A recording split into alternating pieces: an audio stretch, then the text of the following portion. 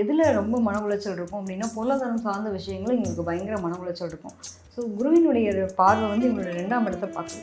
So குடும்பம் சார்ந்த விஷயங்கள் கருத்து பிரிவினைகள் இருந்தது அப்படின்னா அதெல்லாம் கொஞ்சம் ஓரளவுக்கு மாறக்கூடிய காலகட்டமாக இருக்க போகுது. உங்களுக்கான இந்த டைம் பீரியடில் நீங்கள் புதிய முயற்சி உங்களோட தொழில் சார்ந்த விஷயங்களுக்கு எடுப்பீங்க. உங்களுடைய அறிவாற்றலால் நீங்கள் செயல்படுத்தக்கூடியவங்களே இருக்கணும்.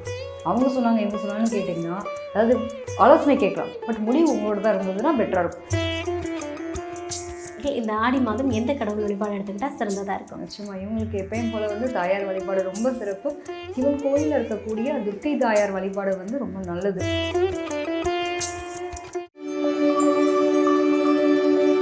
ஸோ அடுத்ததாக துலாம் ராசி என்பர்கள். ஸோ இவங்களுக்கு இந்த ஆடி மாதம் எப்படி அமைய போகுது?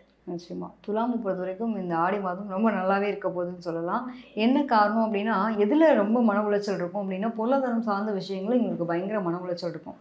ஸோ குருவினுடைய பார்வை வந்து இவங்களோட 2ஆம் இடத்தை பார்க்குது. ஸோ குடும்பம் சார்ந்த விஷயங்கள் கருத்து பிரிவினைகள் இருந்தது அப்படின்னா அதெல்லாம் கொஞ்சம் ஓரளவுக்கு மாறக்கூடிய காலகட்டமாக இருக்க போகுது. ஸோ குரு பார்க்காரு அப்படின்றப்போ இவங்களோட 2ஆம் இடம் அப்படின்றப்போ குடும்பம் வாக்குதரம் எல்லா சம்மந்தப்பட்ட விஷயங்களையும் பார்க்குறப்போ நிறைய பிரிஞ்ச தம்பதிகளாக இருக்கட்டும், ஒரு கணவன் மனைவி ஒற்றுமை இல்லாமல் இருக்கட்டும், அதே மாதிரி ஒரு குடும்பத்தில் எப்பவுமே ஒரு வீண் சண்டை விவாதம் நடந்துகிட்டே இருக்குது அப்படின்னா அதெல்லாம் கொஞ்சம் மாற்றங்களுக்கு வர்றதுக்கான காலகட்டமாக இருக்க போகுது. அது மட்டும் இல்லாமல் 4ஆம் இடம் சுகஸ்தானம். நிறைய பேர் பாருங்கள் கண்டிப்பாக மாற்றங்கள் அப்படிங்கிறத சந்திச்சே தீருவாங்க. ஒன்று இடமாற்றம், ஊர் மாற்றம், வேலை மாற்றம், இந்த மாதிரியான மாற்றங்கள் அப்படிங்கிறது டெஃபினட்டாக கொடுப்பனே அப்படிங்கிறது உண்டு. இந்த மாதத்தில் அட்லீஸ்ட் போகிறப்பா பிளான் பண்ணுவோம், அதுக்கான பேச்சுவார்த்தை நடக்கும். நிறைய பேர் கோவில் வழிபாடு அப்படின்றதுக்காக நிறைய ட்ராவல் பயணம் அப்படின்றது இந்த மாதத்தில் உண்டு.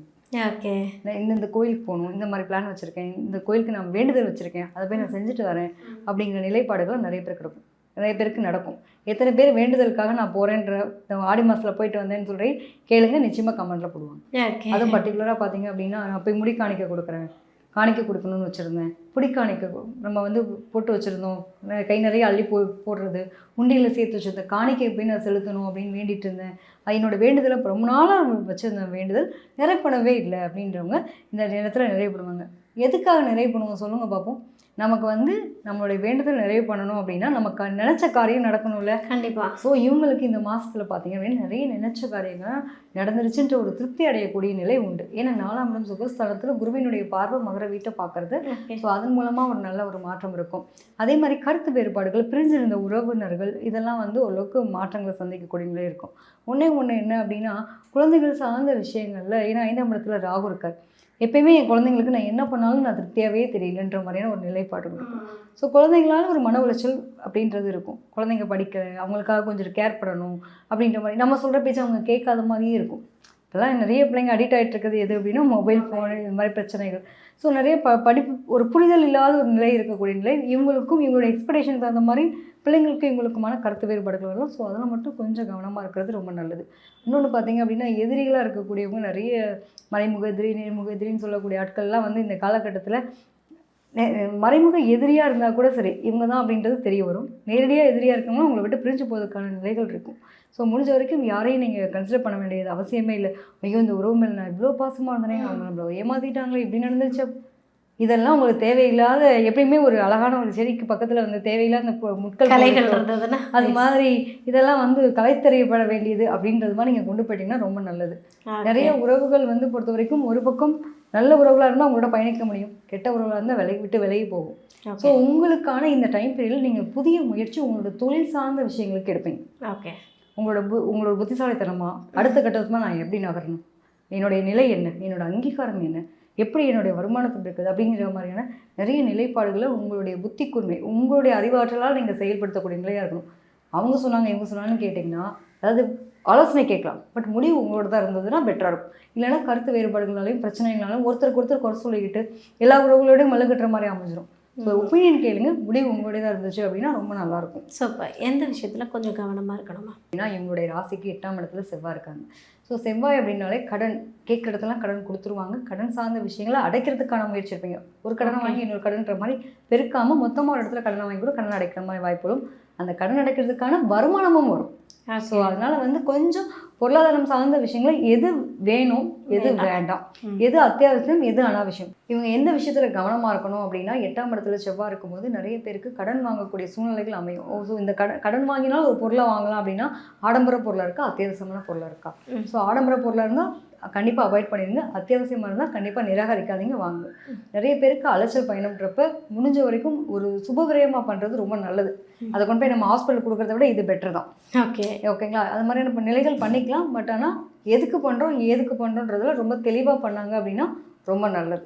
ஓகே. முடிஞ்ச வரைக்கும் கருத்து வேறுபாடுகள் அப்படிங்கிறது கொடுக்கல் வாங்கல் சம்மந்தப்பட்ட விஷயத்தில் நடக்கிறதுக்கு வாய்ப்புகள் உண்டு. கொஞ்சம் தன்மையாக போங்க. Okay ma'am. ஸோ துலாம் ராசி என்பவர்கள் இந்த ஆடி மாதம் எந்த கடவுள் வழிபாடு எடுத்துக்கிட்டால் சிறந்ததாக இருக்கும்? நிச்சயமாக இவங்களுக்கு எப்பயும் போல் வந்து தாயார் வழிபாடு ரொம்ப சிறப்பு.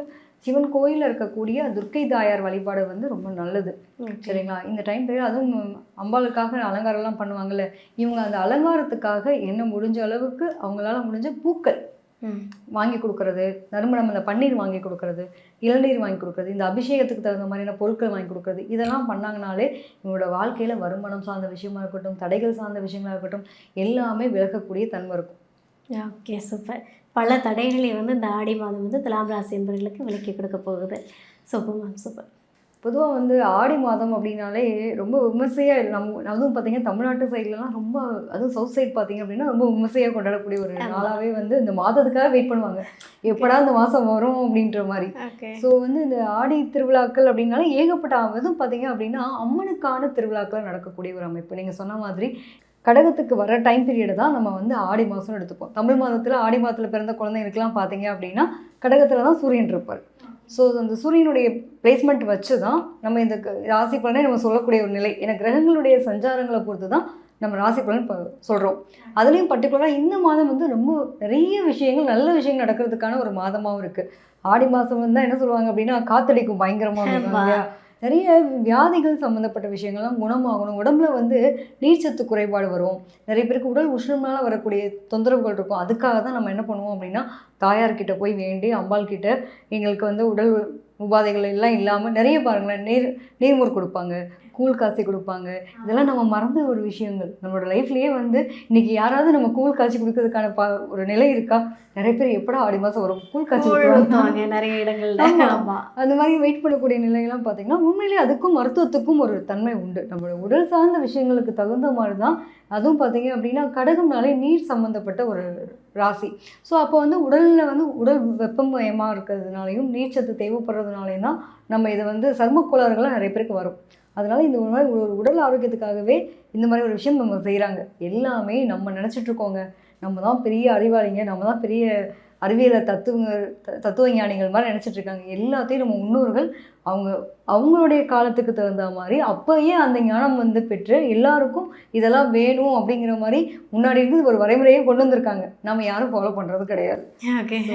அது நிறைய பார்த்திங்கன்னா ஆடி மாதத்தில் சொல்லுவாங்க தம்பதியெல்லாம் இருக்கவங்களை கூட பிரித்து வைப்பாங்க. காரணம் என்ன அப்படின்னா இவங்களுக்கு அக்னி நட்சத்திரத்து டைம் பீரியடில் தான் குழந்தை பிறந்துடும். அப்போ அந்த வெப்பம் தாங்காது குழந்தை, அதுக்காக பிரித்து வைக்கணும் அப்படின்ற மாதிரி ஒரு கணக்கீடு உண்டு. நிறைய குடும்பங்களில் பார்த்துருப்போம் இல்லையா? இன்றைக்கி வந்து இப்போ தான் கல்யாணம் ஆகிருக்கு அப்படின்னா ஆடிக்கிற வந்து அம்மா பிரித்து வச்சுருவாங்க. கிட்டத்தட்ட இன்னும் இதெல்லாம் உடல் உபாதைகள் சம்மந்தப்பட்ட விஷயங்களாகவும், அதுவும் பார்த்திங்க அப்படின்னா இந்த அட்மாஸ்பியருக்கு இந்த சூழ்நிலைக்கு தட்பவெப்ப சூழ்நிலைக்கு தகுந்த மாதிரி நம்மளோட உடல் வாக்கு அப்படிங்கிறது மாற்றிக்கக்கூடிய தன்மை வந்து இந்த பீரியட் கொடுக்காது. அதனால நாங்கள் பிரித்து வைக்கிறோம். இப்போ முன்னோர்கள் சொல்கிற ஒவ்வொரு விஷயத்துலையும் 1000 காரணங்கள் கருத்துக்கள் உண்டு.